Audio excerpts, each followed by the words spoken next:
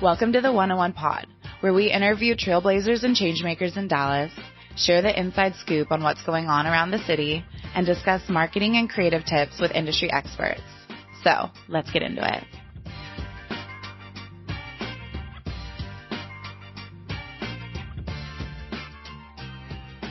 Hey y'all, welcome back to Marketing 101, where we host experts within the industry to share their business playbooks, the do's and don'ts of marketing, and the ever-changing world of social media. I'm your host, Natalie Drager, and today we've got Brittany Everett, best known as Stay Fit Brit and owner of Stay Fit Virtual. We're getting into the 101 to pursuing your goals amidst adversity, owning an entirely digital business, and prioritizing self-care and mental health. So, here's the scoop. Okay, hey Brittany, also known as Stay Fit Brit. I must say you are a walking advertisement for your brand, Stay Fit Virtual, because not only are you fit, but you just embody an entirely healthy lifestyle. So do you ever feel pressure to stay fit since you are the face of your brand and probably one of its best marketing tools? Yes, so I do feel the need to want to stay fit constantly, but I also named myself that like a million years ago on Instagram, and so I basically have to stay fit, right? But yes, I would say that I feel like I have to stay fit, but I also am a person that just likes to show my members and my community balance.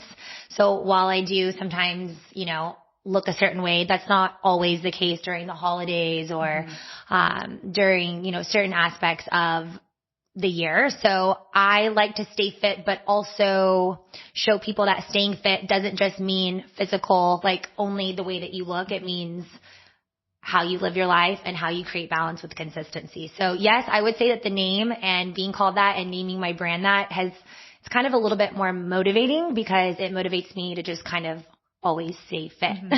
I know. I'm like, maybe I need to be Stay Fit Nat so that I continue to work out and stay fit. It is a really good accountability partner. Yes. But being the sole face of the brand and doing all of these live workout classes, which we'll get into, I'm sure that can be really exhausting. So have you thought about potentially bringing in a team or integrating new personalities to the Stay Fit Virtual brand? Yeah. So basically when I started off doing this, it was just literally me doing the workout, posting on my social media, kind of like chatting with my community about what I was doing, and then really driving all the content, like not really having newsletters, not really engaging in my community, just me showing up basically Monday, Wednesday, Friday, to do my workouts. And then I finally added the most amazing member of my team, which is basically like my assistant, but she is more than an assistant. She's kind of like a partner. She just really, really helps me with everything and helps me keep Stay Fit Virtual afloat. Of course, I'm the creative person, so I really need that type A personality to help keep me accountable and help keep me growing. So with that said, I feel like now that I have her, I feel like I'm more open to, meeting new people or having an open mind about meeting new talent. I also have an amazing marketing / social media team now.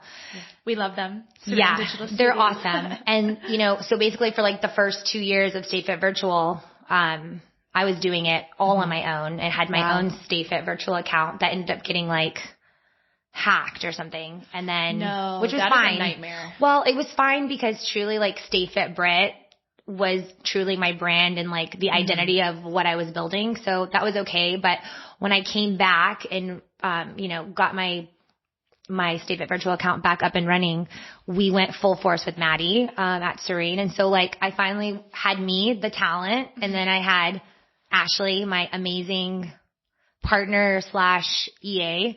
And then I have my social media. So now I feel like I've built a really good foundation. And so I'm definitely ready to start brainstorming and getting more excited about bringing on new people. It's so hard though.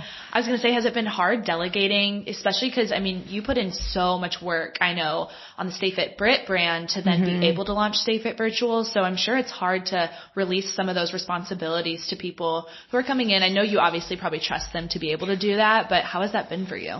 Well, it's hard. So like talking about the fitness aspect, like the body is fine because I'm only teaching truly 3 classes a week. And then I get to do what I love maybe that's just walking, or maybe that's just taking a class with a friend somewhere else, or supporting another fitness, studio in Dallas. So truly, like, the taxingness on my body isn't what's getting me. It's more just like creating new content, creating new styles of workouts, and continuing to like branch out to new styles of people that maybe are just not vibing with me only. Because I think people don't really pick where they work out. They pick their instructor. Yeah. So I'm trying to like figure out how to bring in new personalities and new body types and new ages, just all the things, just really broaden Stay Fit Virtual. Definitely. And I think that you'll start to see that broadens your demographic too, especially with, different genders and different interests. People are always, like you said, looking for a trainer that fits their style. And yes. So being able to do that, I bet you see your community expand too. And I do want to also ask, have you always been interested in fitness? Yes. Or is that something, okay. Well, so basically my dad, this is such a funny story. My mom was very fit. Like growing up, I can remember her just doing like random like kickbacks, making food or like boiling pasta or like laying on the floor, doing leg movements, doing Denise Austin at 6 a.m. My dad was a total gym rat. He would take me to the gym with him in my stroller. And I would work out. It's just like very funny. So they trained you from the beginning. It's kind of like ingrained, right? You just like see your parents moving. And I don't think I was really like in love with fitness per se. It just was a part of my life. And then, going to high school and maybe just like not really eating well or not really knowing how to be a teenager and do all those things. I just played sports growing up. I played volleyball. But that was really the only sport. So I wasn't somebody that was like super into working out. But you'll get to learn as you kind of know my story a little bit. It took me basically like going to college and living on my own and gaining weight to figure out like how I needed to integrate fitness into my life. And then once I did, I was just like completely obsessed with it. And then I decided to make it basically my career and passion. Yeah. And so was that the defining moment of when you decided you wanted to launch Stay Fit Virtual, or was there a time after loving fitness your whole life when you really realized I need to make this my full-time career? Yeah. So I'm going to kind of like take you back to 2008. 2008 is when I started loving running. It's when I started loving being in the gym, feeling confident, like about just showing up to the gym and maybe not knowing what I'm doing, but just being open, and then learning and meeting from new people, and then, taking accountability over my diet and reading all these weird books. Like, I don't know if you remember the book Skinny Bitch. I don't. No, I'm almost 35, so I'm probably a little older than you. But it was a book about basically getting rid of everything that was like in your refrigerator that's processed. And I think they were trying to take me down a vegan hole, which I wasn't ready for that back in the day. Did you ever go vegan? No. No. Okay. But I wasn't ready for that. But I was ready to just like eat super, super healthy. And, I lived in my own place. I had my own refrigerator. I made my own decisions. So like, this is my life. I'm doing what I want. And I just started to like decide to follow more of a healthy lifestyle. And then I just had people coming up to me constantly. I had people asking me about my journey that they saw me go through. And then I decided to be a personal trainer, came to Dallas, was a personal trainer at a very professional fitness studio that I ended up kind of getting my foot in the door through word of mouth, which was amazing because most of the trainers there basically had to at least have 5 to 10 years of experience to ever be able to train there. So that was amazing. I worked the front desk. I moved here to Dallas. I worked the front desk. I was actually a cocktail server at night. I didn't know what cocktail serving meant. I was going to say, is that different than bartending, or what does that look like? Yeah. So I didn't really know Dallas, big scene, city. I wasn't really a partier, or I actually dropped out of college too. So I was working. So basically I needed to, in order to pursue fitness, I needed a part-time job. So I became a cocktail waitress at a club here in Dallas. And I thought cocktail was you just serve a drink to somebody and they ask for it and you give it to them. But that's not what it was. Yeah, it's not that in Dallas. Yeah, so it was you have to wear a tight black dress, and you have to give people your number, and you have to hustle tables, and you have to it was a whole thing. And I was working the front desk at Larry North, which is the gym that decided to hire me. But before they could hire me fully as a trainer, they wanted me to work the front desk and they wanted me to finish up a certification that they required to be a trainer there. So I was working the front desk at 5 a.m. to 12. And then I would like get people to work out with me and get to meet me like after my shift was over. And then I would go to this place called Glass and be a cocktail waitress from like 7, like you'd cut fruit, 7 to 3 a.m. And then do it again. And I'm telling you guys, when I say I was like broke and living in Dallas, I would not even sometimes have enough gas money to get home. Wow. Because I lived in McKinney with a family member. I would go back to the gym. I would sleep on the couch for like 2 hours, and then I would open the gym at 5 a.m. I would shower there, like everything. And I would even sleep in the massage room. And it's so funny because one of my closest friends, her mom was a massage therapist. And I would tell her like, hey, let your mom know like I've been sleeping in that room. Oh my gosh. Like, I'm sorry. Like I don't think I put the sheets on properly. You're like, you should probably clean those out. Yeah. But like I was freaking hustling so hard, but I knew that I wanted to be like a top trainer in Dallas. At that time, like fitness on Instagram was blowing up. Okay.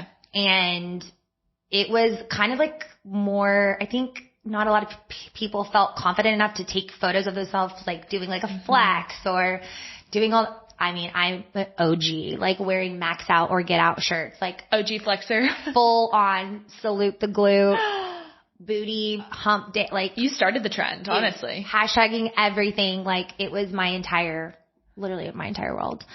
And so I always knew that I wanted my own business, but I never really knew how to like tap into my talent, but also feel like confident enough in my own body because I was going through a lot of just like toxic type of mental body dysmorphia stuff from bodybuilding and expecting my body to be a certain way all the time and then thinking that I had to be a certain way in order for people to be motivated and inspired by me or pay me money to help them. Because a lot of times you'll hear people like, why would you hire that trainer? She's not in shape. You know, like why would you? But it's not always just about that, you know, but it's hard when you're putting yourself out there. I always knew that I wanted my own business. And then I had my own business and it wasn't really like anything that was amazingly growing, but it was something really steady and building, my name and my brand. And then I got pregnant. Yeah. Like literally got pregnant right before. Unexpectedly? Yes. Okay. I was about to do a photo shoot to be on a cover of a fitness magazine, which was like a bigger one. I had done one Canadian one. And then this one was like a serious deal. And I was just like, you know, this is just so typical for my life. Like this would just happen. Yeah. You know, like this is crazy.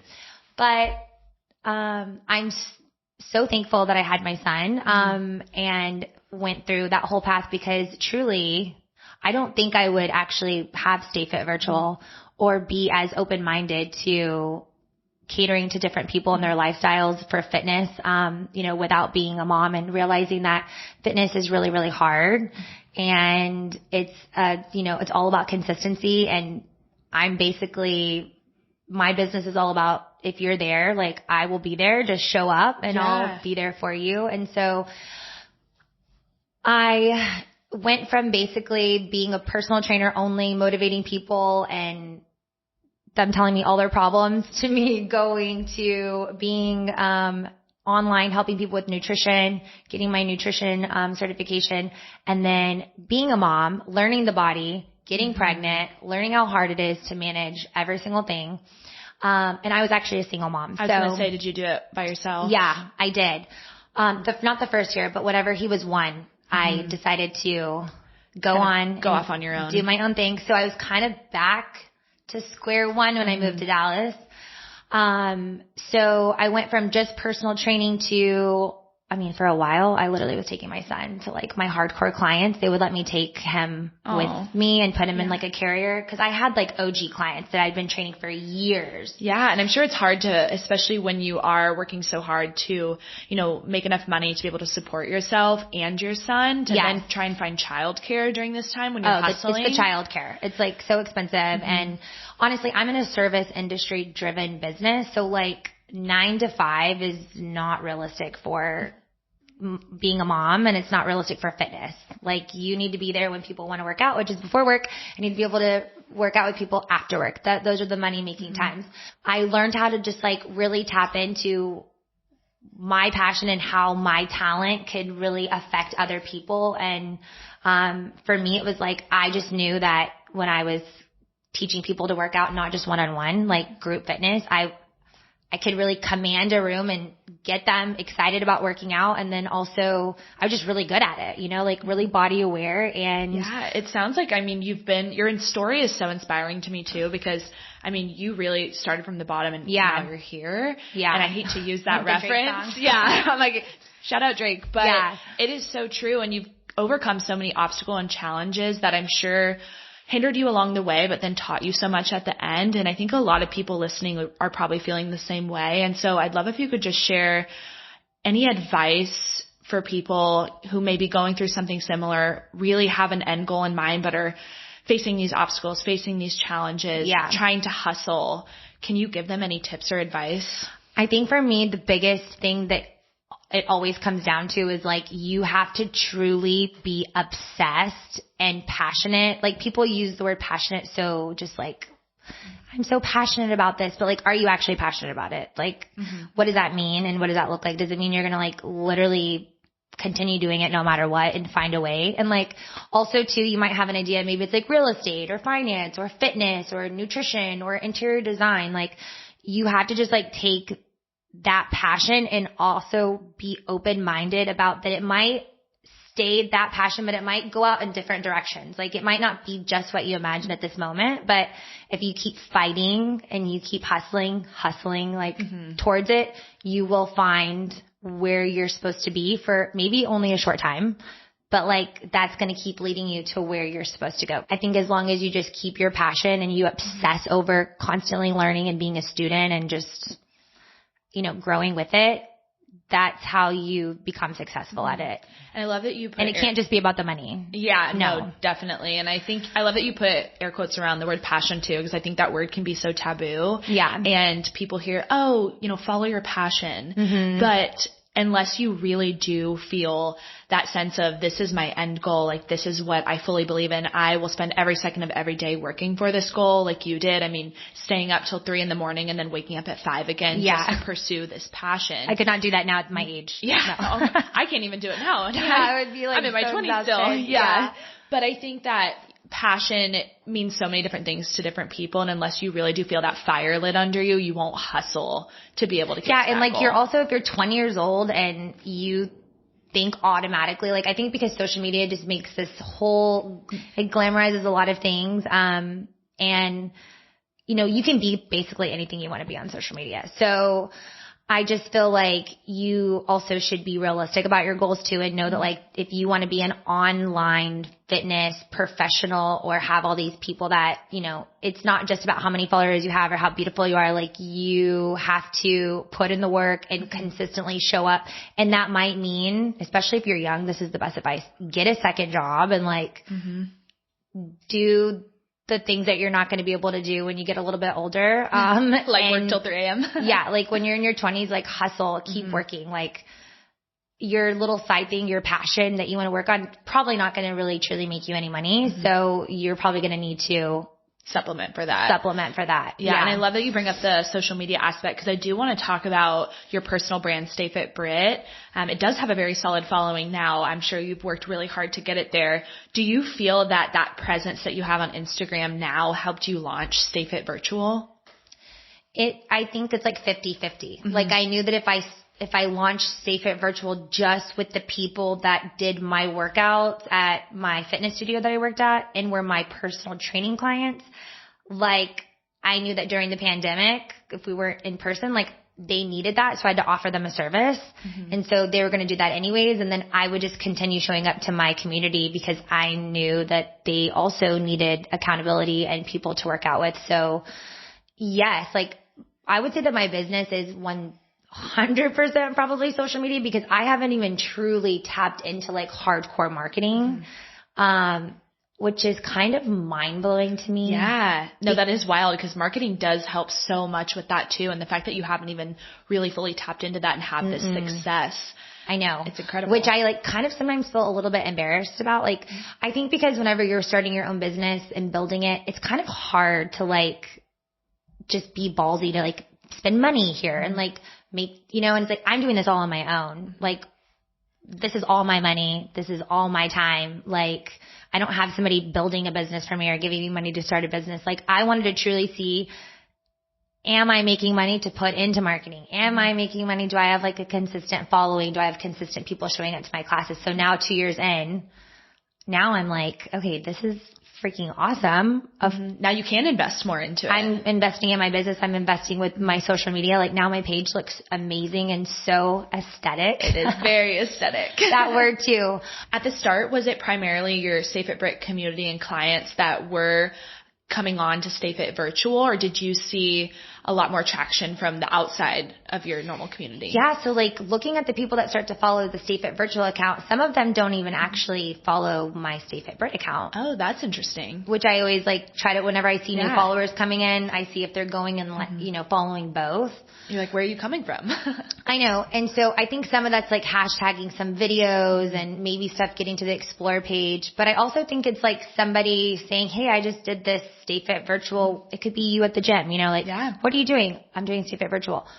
Looking it up on Instagram and then following it. By word of mouth. Yeah. I think truly word of mouth is 100% my business. It always has been, always. And there's nothing better than people advocating for your brand. I was going to say, I think it's a testament to your workouts too, that people are sharing it by word of mouth and they're not finding you directly from your personal social media page. And they're actually, you know, talking to friends about Stay Fit Virtual. And so they're going and looking for it and trying it out themselves and then sharing it with their friends.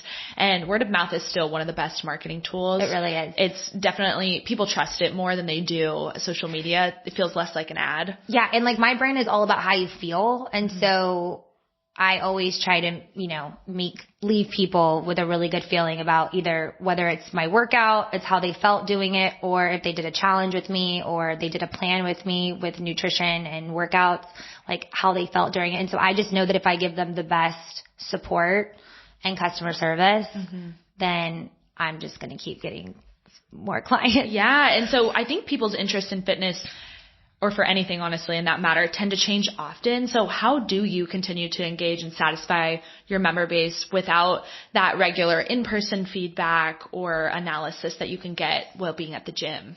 So I think people always change their fitness. Like, it's good. I always encourage my members to do other types of classes. I don't just say you only have to do Stay Fit Virtual. I like for them to get a broad range of movement and vibes and like how they feel. And this probably sounds so terrible, but I know that when people I know when my members go take other classes, like I know they're going to come back and remember why they're so devoted to my brand, because I truly just put everything into the programming, the way that I speak to my people during classes, like it's just the whole thing. And so it's a whole production but it's like a very authentic production. As far as like going in person and, you know, you're saying that it's moving off of digital, and my brand is digital from the beginning. Like a lot of other brands have added in the online or digital component, like as an add-in. So it's not getting as much, you know, you're not catering to that as much as you are. My business is truly only online. So I'm putting in 100% to that every single time. And then when I get to do pop-ups, it's like an added little bonus. And I am building my community. I mean, when you ask like my team, I have even more people than just the people I'm paying. Like I have amazing clients they're actually all different ages, but some of them are amazing at social media. So they take like the most aesthetically pleasing pictures. They are your marketing. They are my marketing. Of your marketing. Yeah. And then I have like girls that are just like their bodies are insane and they love posting them doing certain exercise moves because maybe their passion is fitness and they're proud of what they've worked hard on. Yeah. So like then they're motivating, and it's just like they motivate me honestly, because I'm like, okay, well I just like lit a fire under your ass to do that. So I think it's so cool. And I think that the digital area for fitness is not going anywhere. I think it's very saturated, but I feel like every area of business is saturated. Yeah. So it's like, you can't let that get in your head. And I've seen your notes. I mean, I'm looking at them right now, and I know you say you write all of your notes too before all of your classes. Yeah. And so I can see how much time and effort you put into all of your classes. And I think it just shows how much you care about it. And so when people are coming and giving you feedback, that is a form of a metric or something you can really take and run with. But are there any other like metrics or, relevant analytics that you look at since you are digital that help you in planning your classes, planning your strategies moving forward? Yeah. So I would say that most of if I'm looking at like numbers, I do Monday, Wednesday, Friday live on Zoom. So you come in, it's like a studio, there's some music, you're waiting for me to turn my screen on. And I'll have about 30 people to my live class, which is probably pretty equivalent to like a studio, somewhere here in Dallas. And then the numbers are huge when it comes to online, on demand, on their time. Like people truly want to be able to work out whenever they want to work out. Yeah. And you can reach anyone. It's not just local to Dallas. I'm sure you can expand. Oh my gosh. I have a girl in Dubai that will do my 6:30 a.m. I think it's like amazing. 9 or something her time the next day. And she found me when I was doing at the very beginning of the lockdown when I did Barry's virtual. I was like their lead virtual person. She would take all my classes and then she transferred over to Stay Fit Virtual, which a lot of my people did that. Yeah. But yeah, like they had more of a range of global because they had so many studios everywhere. So I got to like take a little piece of that too. And I think, they're taking your class. So I do feel that you're right almost to be able to then pull some of these really loyal clientele to what you're doing over here at Stay Fit Virtual, just because like we mentioned before, a lot of people go to a class due to the trainer. Yeah. And you are helping build those classes and it is your personality that brings them back every day. And I think that's incredible that you have someone in Dubai. It's very cool. And I like to like say it because she always takes slides. I'm like, okay, in Dubai. Like it just goes to show like there's really no excuse. You can figure it out. Like, you'll figure out how to get it done and, to get your workout in. But also I like to look at all my members or just people that are streaming my videos, which ones they're liking. So if I see a trend and people liking more of these lower body classes that have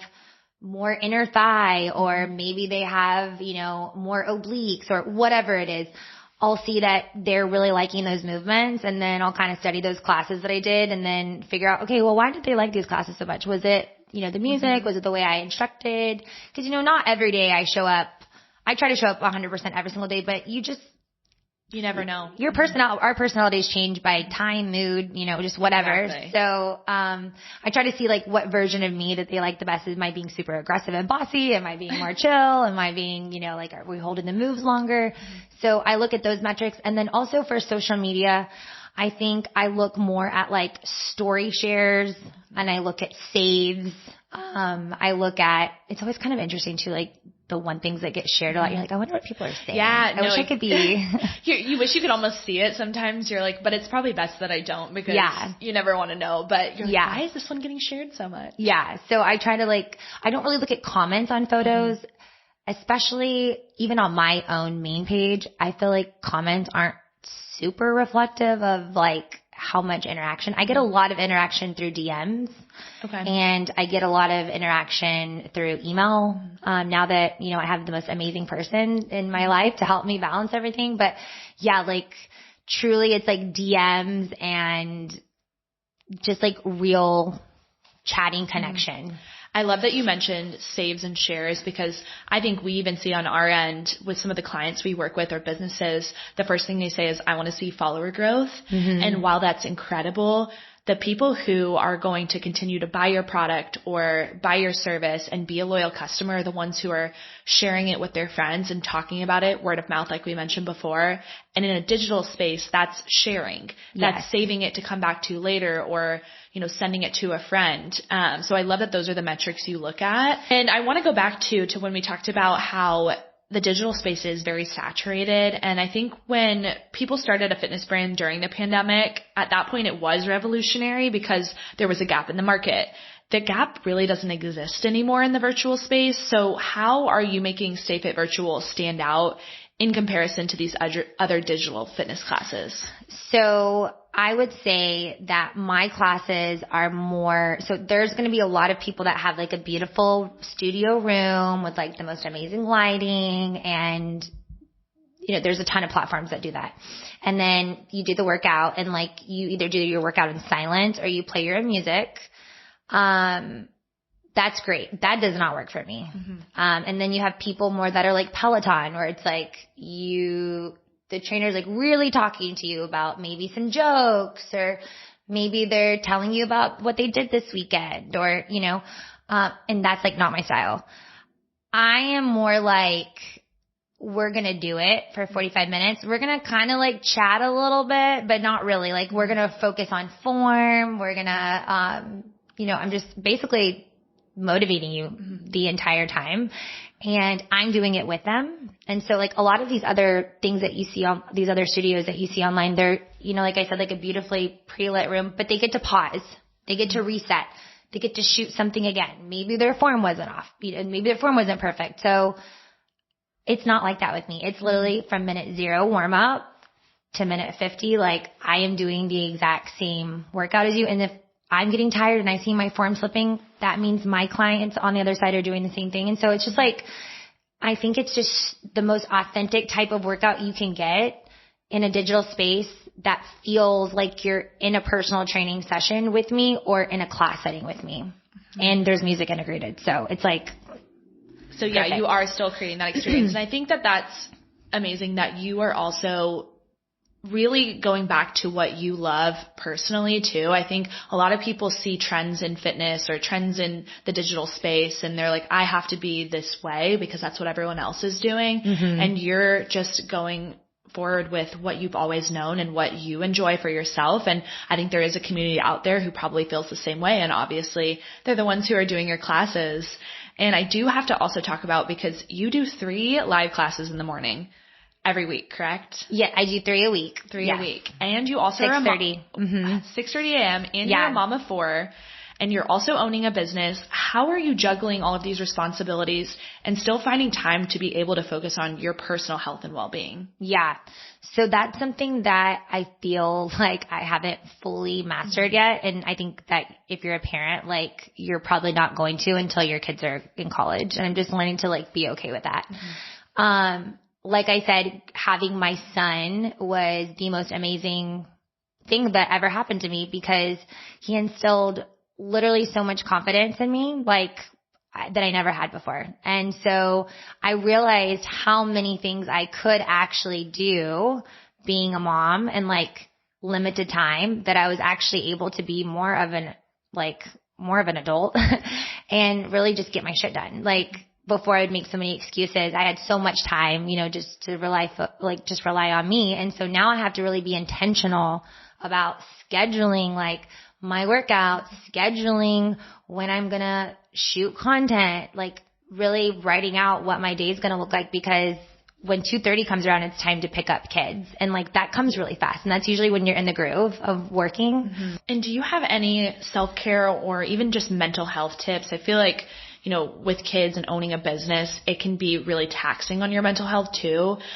I think a lot of people would love to know, especially something that maybe you haven't advertised a lot on your personal social media page, if you have any advice for them on how they can continue to work on their self-care and mental health when there's so much going on in their world. I feel like I'm really transparent, like with what I do with my followers. Like you probably, if you follow me, like you probably know a lot about me, and maybe I should not be doing that so much.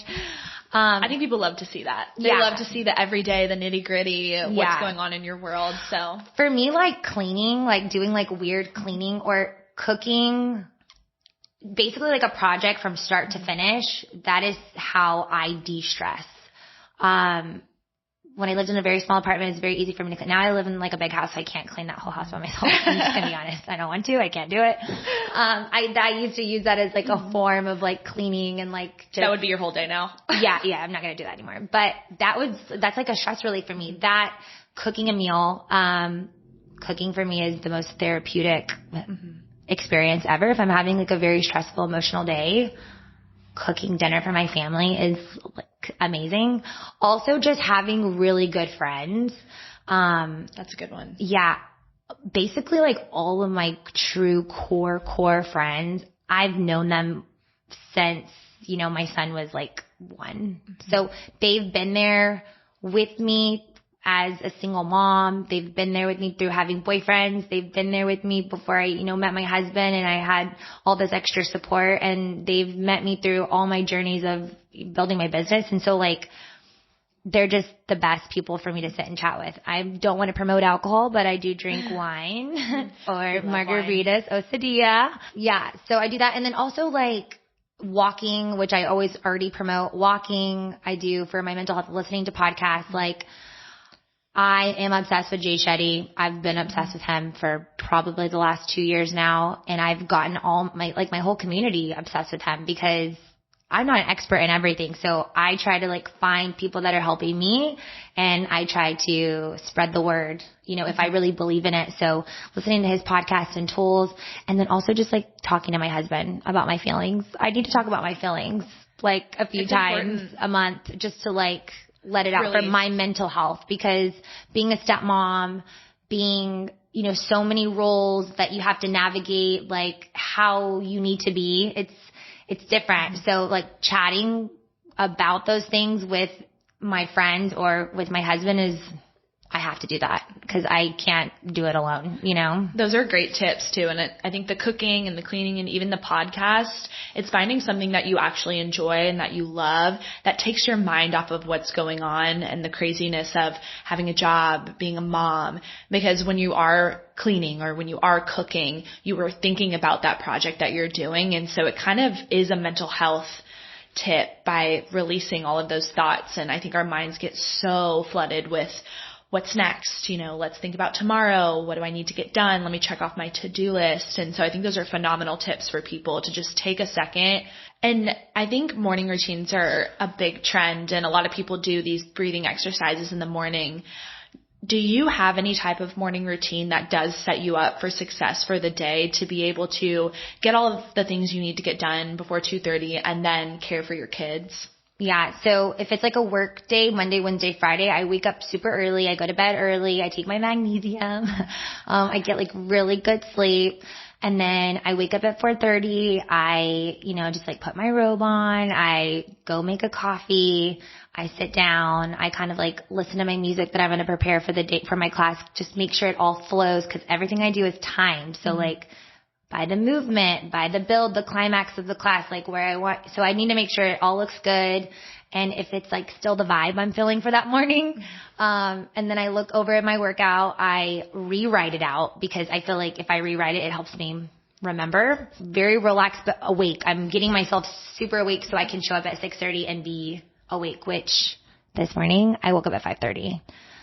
That wreaked havoc on my entire morning. Yeah, that just ruined it all. When it's not planned. And I mean, like, when I tell you I didn't want to work out, I wanted to figure out a way to cancel my class. It's crazy how much a morning routine can set you up and can change if you don't do all of the steps that you typically do. Oh you just my feel gosh. frazzled. I know. I was like, I have to figure out what's more important. Like, is my pre-workout more important, or is my eyeliner? Like, or like, that's some serious choice, pre-workout or eyeliner. Which did you choose?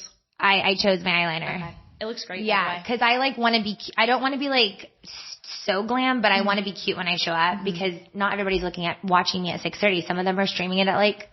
Yeah, and you are the face of the brand. You know, so they don't want to see me like rolling out of bed. Like, that's not inspiring. And you know, I do have to ask too, because I think this is a hot topic. Do you look at your phone or social media when you wake up in the morning? No. So I stopped doing that. And I actually have been getting onto my husband about doing that too. I don't look at my phone until after I teach my class. I used to do that as a business thing all the time, because like if somebody was like asking me a question, or before I had different protocols on how people would sign up, like I would always be on my phone, you know, like get your last spot, you know, I'd post at 5:30, 2 classes, you know, whatever. I don't do that anymore. I'm like, you're in my class. You're either in my class. You're either going to stream it, right? You're going to do it live, or you're going to do it on demand. I can talk about it after. I'm trying to get my husband to not do that heat first thing when he wakes up, he looks at the market. Oh, that's I'm like, not honey. good. I think a lot of people, no matter what industry you're in, the first thing that they want to do is look at their phone, whether it's checking social media, if they're an influencer, responding to DMs, or, business owner, looking at emails, looking at the calendar for the day. And even just saying all of that, I'm feeling stressed and anxious. So if that's the first feeling you're having in the morning, I can't even imagine how that affects the rest of your day. It's about putting yourself first and being consistent with putting yourself first. And that's how you see long-term results. And that means basically when you wake up in the morning, put yourself first, dedicate, stretch, get ready for your class, give it to yourself. You don't need to be scrolling and looking at what this girl did her workout or how she, what outfit she's wearing, or I don't know, so many silly things. I think too, so much social media sometimes. I try to be a place where on social media, I just try to talk about positive things only, truly. That doesn't mean that I'm always a positive person, but I try to keep my account very optimistic, and I don't really get into anything too controversial. I don't really talk about those things because that's just not my brand. And when I have people scrolling in the morning or looking at my account, I just want them to be happy, And so if they are doing that and they're looking at my stuff, it's motivating and positive. So. And I love that you also live that out in your real life too, because I think so many people, like you said, health and wellness is so buzzy right now. They're preaching all of these health and wellness tips and tricks and how you can live a healthy life. And then they're waking up and looking at their phone first thing in the morning, or not actually living that out themselves. And I think that's where it can be hard, because when you scroll through social media, it's a highlight reel. You're seeing that they're talking all about this, but then in reality, it looks nothing like that. It's just content. It's content vomit sometimes. Yeah. Content overload. We are in a content overload generation. But it's basically how people feel when you talk about dieting or food or workouts. There's so many different ways that you can do it coming at you, and then every influencer is doing it a different way or promoting something different. So it's really hard to get the grasp of what actually works. And I'm just here to tell you, just being consistent works. And then moving your body and be okay, so my challenge, I've done 2 New Year challenges and I've done 2 Hot Girl Summer challenges. This is my jam. I finally realized how I love working with people more one-on-one.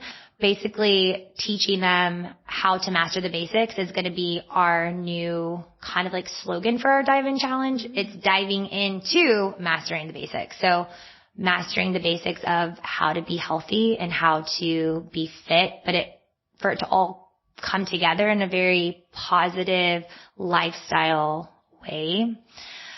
And I'm not trying to use those for buzzy things. I just want to teach people just how to be healthy and live a healthy lifestyle. Do you personally stay committed to these healthy practices? Yes, I do. And I feel if you can't work out on vacation, when are you ever going to be able to work out?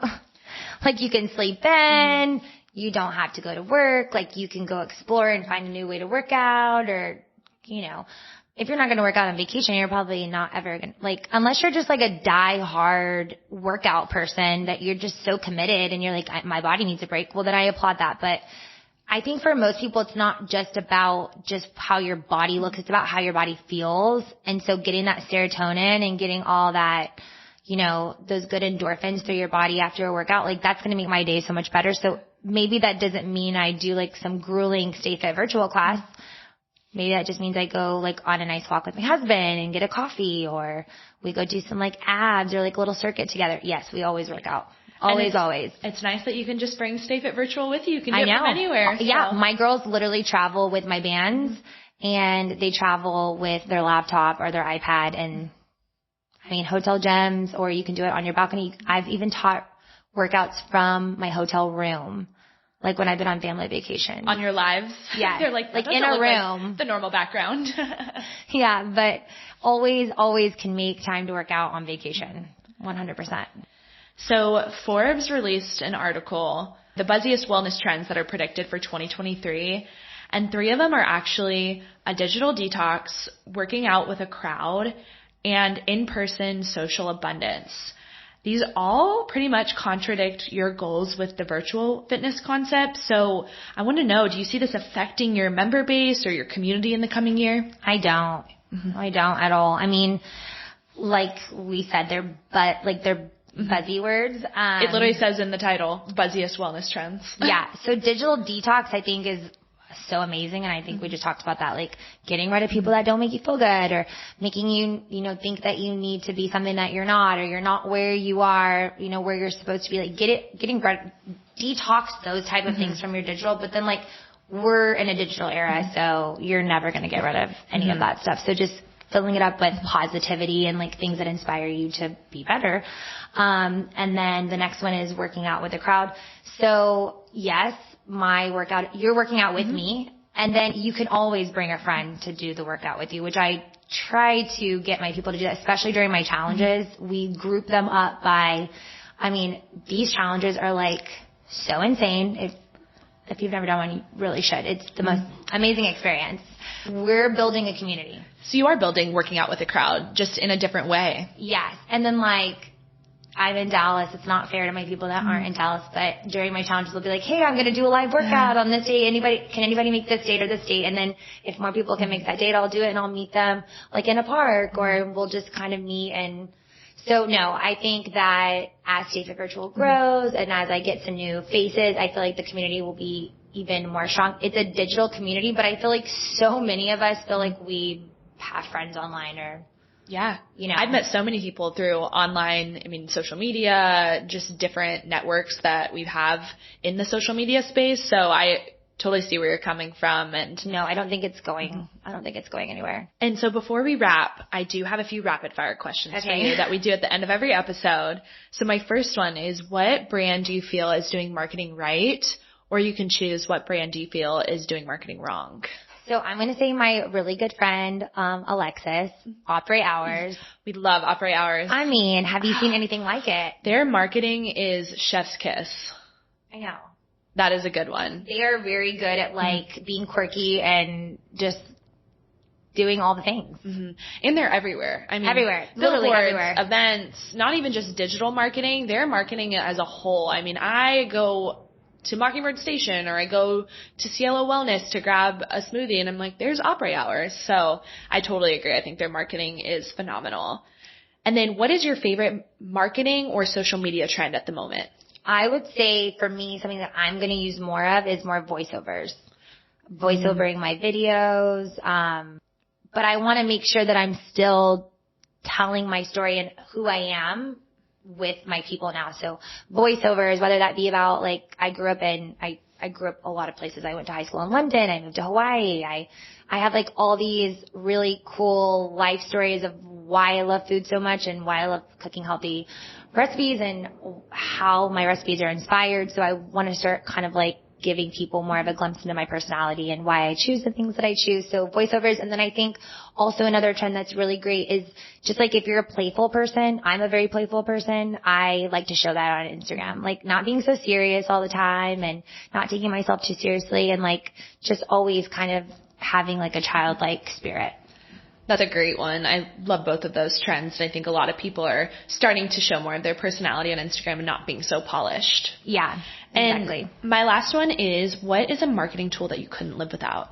I think Instagram, because I've had it since, like, I'm an OG fitness person. You're an OG influencer. Yeah, like if you Google me, you'll see me as like, I did Google you. On the top list of like top Instagram, like fitness models / people. So you were there from the beginning. I don't even think they called them influencers. They were called like Instagram bloggers models or something. Yeah, so I think Instagram, but I will say that like, if you have a real business, like you have to have emails and you have to have people's phone numbers. So we're like, you can't just rely heavily on just social media. So, I make sure I have all my contacts for my people, but I truly engage on social media. If I don't text my friends back, they DM me because they know I'll DM them. Well, Brittany, you are such an inspiration, both from your story to also just how motivated you are and how passionate you are about your business and just, your healthy lifestyle as a whole. I'm so impressed by you. This has been so great talking to you. I think you've given everyone such great advice, both on the business side, but also just on health and wellness. Thank you.